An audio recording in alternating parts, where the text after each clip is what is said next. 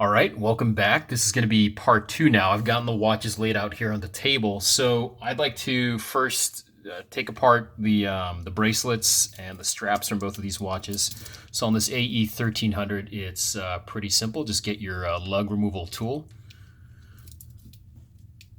You can also use a micro flat tip screwdriver for this. And just remember that when you pull this out, that spring bar occasionally can fly forward, so make sure you have something ahead of it to catch that. See, just like that. Set that aside.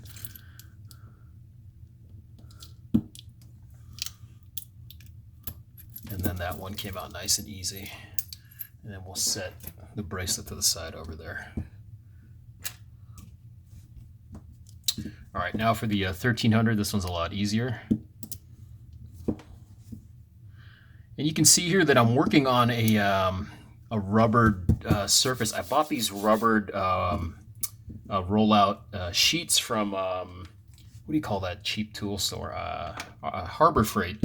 So these are great because, not only does it protect what you're working on, but there's a lot of grip. So, I mean, you can see here, I'm moving this around and it's really sticking well without damaging the watch. So it's just an excellent surface to work on.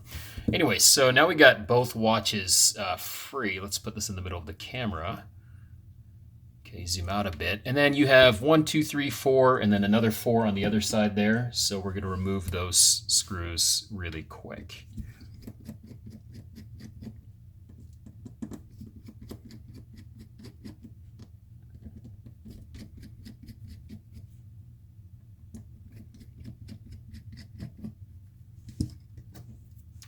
And then what you do here, really simply, you like to use a toothpick just to kind of pry up a little bit. Save those 4 little screws and just put them to the side. I like to just kind of put them on the tray here because there's a little bit of a lip on that tray. There we go, 4. So just set that to the side over there. All right, and we'll come back with the next one. Just to save on video, I'll do the next one off camera. All right, so we've gotten the back case of both of these removed. And so the next thing to take out is the rubber gasket or the O-ring right here. I'll set that aside.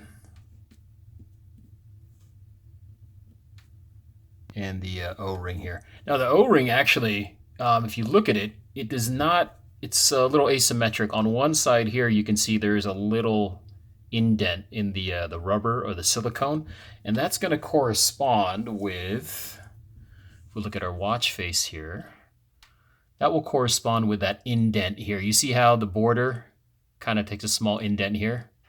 So just make sure you line that up when it comes back to reassembly. Okay, great. So then to pry these up, you're going to look for the 6 o'clock or the 12 o'clock position. So you look at the watch like this. Okay, that would be 12, that would be 6. Turn it over. And then if you go just to the bottom here, there should be a little section there where you can put something small to just kind of pry up. And then lift out the main timepiece like that. So that's kind of cool. We got our main timepiece there. Set that to the side. And then we'll do the same thing for the other one here. And set that to the side as well. All right, so this is kind of the basic disassembly. This is what I would call the main watch unit for both watches. And then this is what I would call the masking, which is the technical name for it. So set that aside, and then we'll take this one off too. Okay. So we've got our watch units, our masking, and then these parts are what you would call the case. So what we're going to focus on next in the next video, part 3, is going into this watch and converting half of the display into a negative display. Okay, so I'll see you on the next one.